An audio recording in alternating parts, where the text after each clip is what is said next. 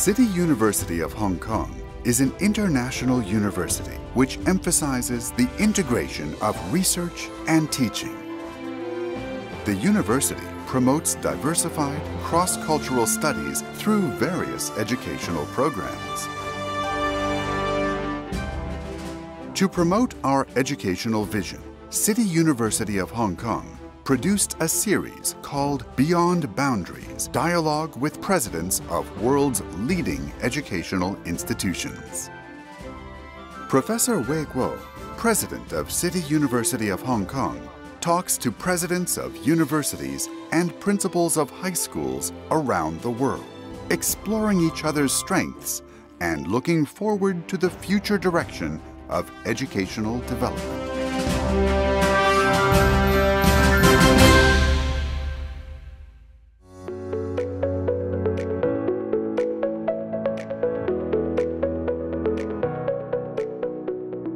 Located in two small rural towns in the American Midwest, the University of Illinois stays quietly away from the bustling cities. In its 150-year history, this rural university has attracted and educated many outstanding scholars and graduates, making itself one of the top public universities in the United States. The university has a special relationship with China. In 1906, Edmund James, then president of the university, sent a memo to President Theodore Roosevelt advocating that part of the Boxer indemnity should be used to sponsor Chinese students to study in the United States. Between 1911 and 1920, the University of Illinois enrolled as many as 30% of the Chinese students studying in the United States, standing as one of the friendliest American universities for Chinese students.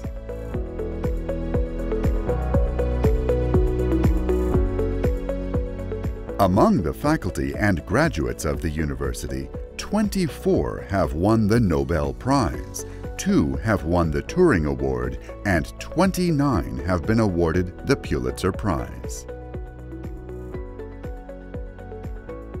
Founded in 1867, the university is one of the earliest colleges established under the land grant program by the U.S. federal government.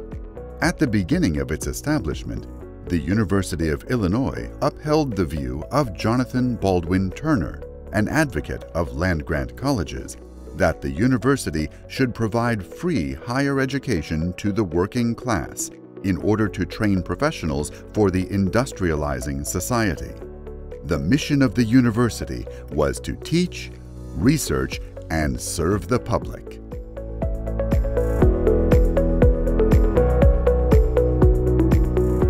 The university emblem, unchanged for more than 150 years, is still engraved with the motto of learning and labor, as well as the plow and the hammer and anvil. We are honored to invite Professor Robert Jones, Chancellor of the University of Illinois at Urbana-Champaign, to share his experience and vision of leading this outstanding university.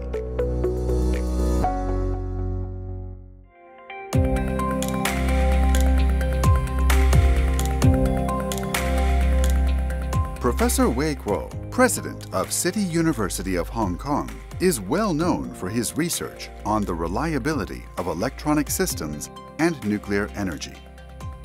In his early years, he worked at Bell Laboratories in the United States, who held the position of department head and dean of the School of Engineering in an American university, and was conferred academicians in various countries.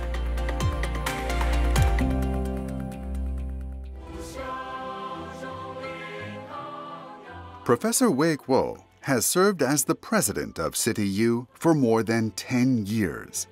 His philosophy of education is summarized in the lyrics of the City U anthem, which he wrote, "Learn and question, Beyond Boundaries. Professor Wei Guo has also published several books about education. He is particularly concerned about the challenges facing contemporary education around the world.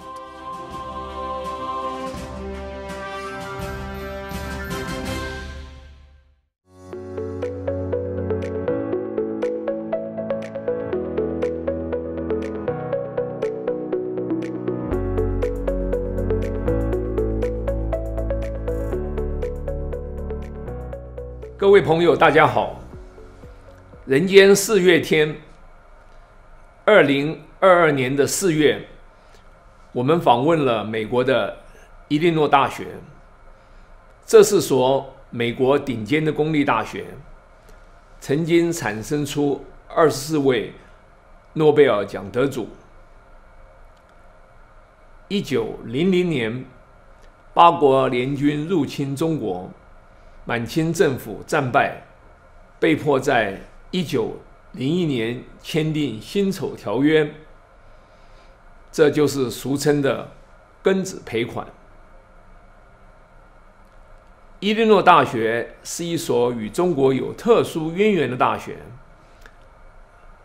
20世纪初，伊利诺大学的校长 James 曾经推动美国政府将部分庚子赔款用于帮助中国教育事业。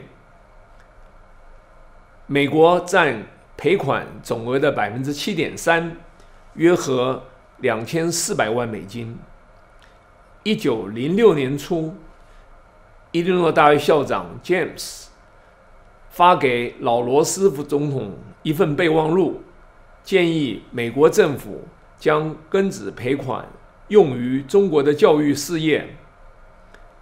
1908年，美国国会通过了罗斯福的建议，将赔款的一半用于资助中国的教育事业。满清政府利用退回的赔款，于1909年招考第一批留美学生，并于1911年设立清华学堂，这就是清华大学的前身。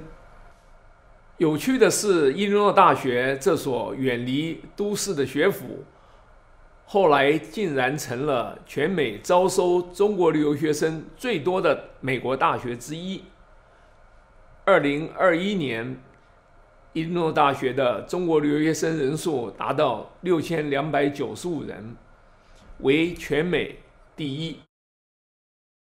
Today, I'm very pleased to be here at the University of Illinois campus and with its chancellor, Professor Jones.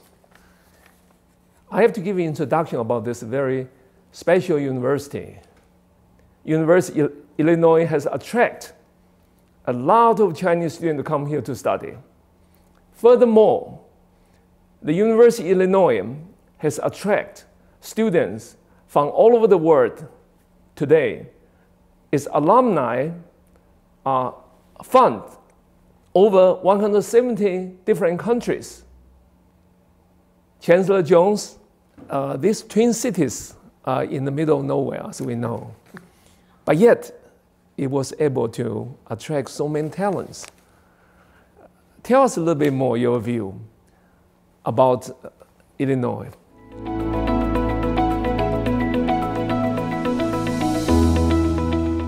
University of Illinois is certainly a very, very unique university that takes great pride in being one of the first 37 land-grant universities that were founded back around 1862 or so with the sole purpose of educating the masses. And as we were chatting earlier, everyone across the world knew of the Princetons and the Harvards and the Yale, but those institutions were not necessarily accessible to the common individuals, people that lived in small rural communities, for example. And that was the underlying framework for why the land-grant act was passed and why land-grant universities like the University of Illinois was founded. And because of his founding principles, it has at its core a responsibility to educate people and to provide education as a means for people improving themselves and for turning that education into economic development opportunities, not only for themselves, but for broader society. And this university, University of Illinois, Urbana-Champaign, has certainly been a leader in that regard. We consider ourselves to be a leader among not only public and land-grant universities, but a leader in terms of world-class research universities that care greatly about educational and educational outcomes.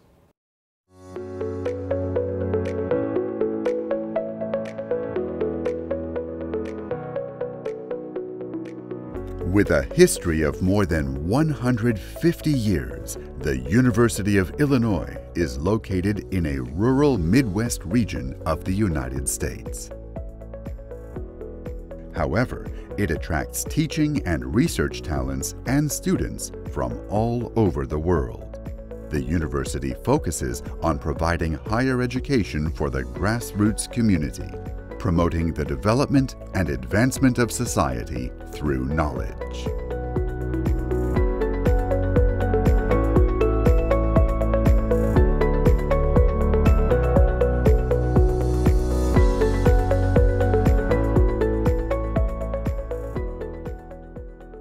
As you mentioned, even in Illinois, you have more than 20 Nobel laureates. Mm-hmm. And they, how you attract the talents to this middle of the cornfield? Between the soybean fields and the cornfields, yes, that's us. You know, I look at it this way: the ability to attract that type of talent is based on the core premise of what is required to create excellence in terms of your mission of teaching, in terms of research, and in terms of giving back or public engagement, engaging with the public to find solutions to problems.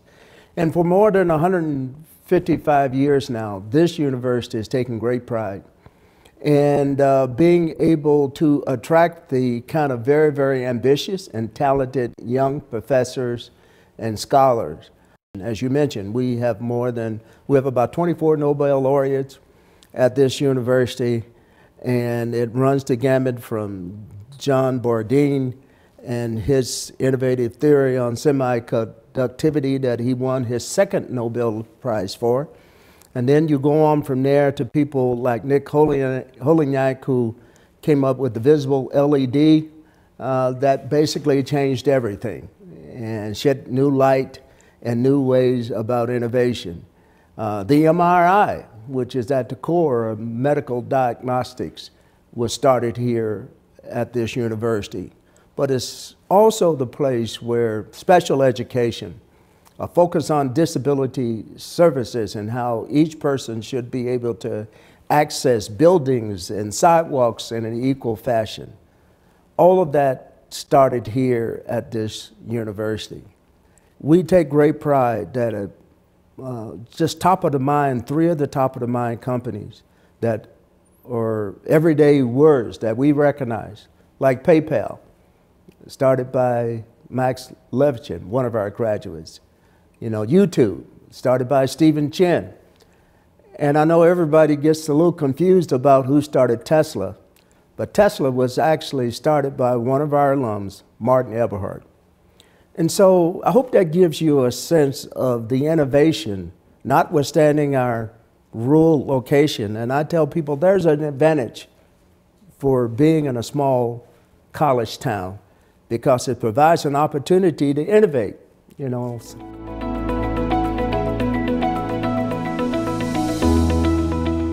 Speaking of leadership, share with us some of the leadership in the history of the university. And you have been extremely successful with Minnesota and sunny Albany. Well, if you're lucky, leadership matters. I mean, that's why we have leaders of institutions, because leadership matters. And the way I look at leadership, at every place that I've been, and this is the 3rd university I've had a pleasure of working at over my 43-year career, The second one that I've served as the Chief Executive Officer of SUNY Albany for about 4 years, and I'm in my 6th year as being the Chancellor or Chief Executive Officer of the University of Illinois Urbana-Champaign. And each and every one of those places, I've approached the leadership from the standpoint of being a servant to the institution. It's not about me, regardless of what title I might have. It's about what can I do from my position of influence, regardless of what the title is, to move that institution to the next level of excellence. And we started a lot of innovation around public engagement and other kinds of issues at Minnesota. The issues of equity and diversity. How do you make education more equitable and affordable? And very, very proud that a lot of the things that we started there, particularly around how a world-class university like Minnesota can be also committed to working with community, local communities, to find solutions to problems that plague those communities. And I did the same kind of approach when I went to Albany, a place like the University of Illinois Urbana-Champaign. But notwithstanding the fact that it's been excellent for more than 155 years now, when I came here 5.5 years ago, it was very clear to me that I had a number of opportunities to move the university to the next level. And the first thing we did was put together a leadership team of folks that I have nothing but trust in, because no one leader does anything alone, particularly in American higher education system. It takes a team of folks that are committed, and we have a team of folks that are bright, energetic, and they have this alignment and allowing the common vision of our strategic plan of moving us forward for the next 150 years and beyond. And so we came in, and it was very clear that I had the obligation to carry forth the creation of the first technology-based College of Medicine in the world. That wasn't my idea, but my predecessor planted the seed, Dr. Phyllis Wise, and it was my job to come in, to pull the team that was necessary to bring that big idea to fruition. And now we set just a few weeks away from graduating the first class of what we call the Carle, Illinois College of Medicine, first engineering, technology-based medical school in the world. And that has become the catalyst for the gaps that I was talking about.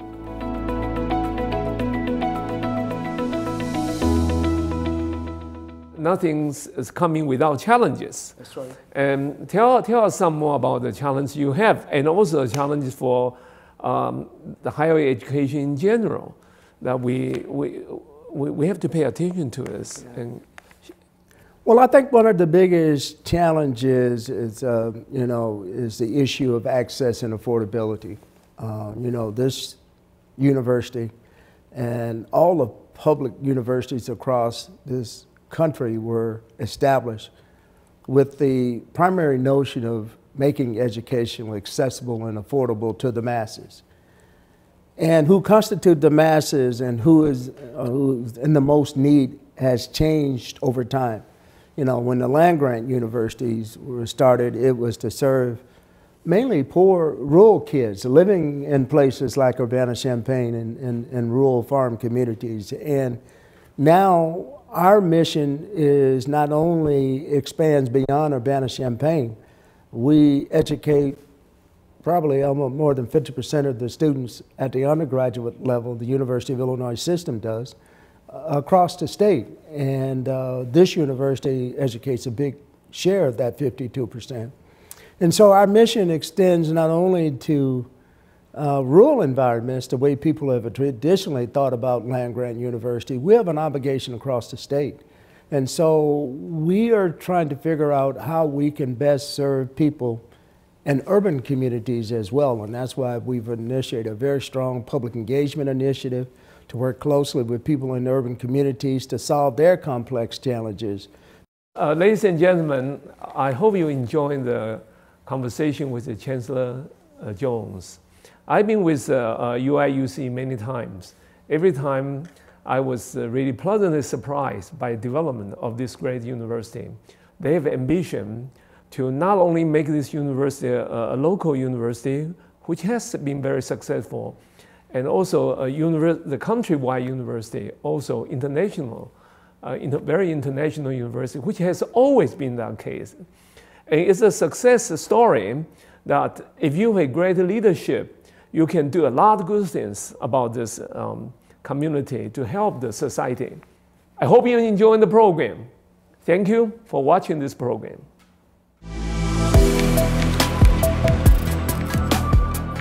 In the episode of next week, Professor Wei Kuo is going to visit Hui Ching Middle School, which is a school established more than 100 years ago in Hong Kong. The secondary school has produced many renowned elite academicians, including Daniel Chi Choi, the winner of the 1998 Nobel Prize in Physics, Xing-Tung Yao, winner of the Fields Medal in 1982, Yum Tong-Siu, former chair of the Department of Mathematics at Harvard University, and many more. Hui Ching Middle School takes mother tongue education as a key principle. Adhering to the school motto, utmost goodness and righteousness, the school nurtures countless outstanding youngsters for Hong Kong.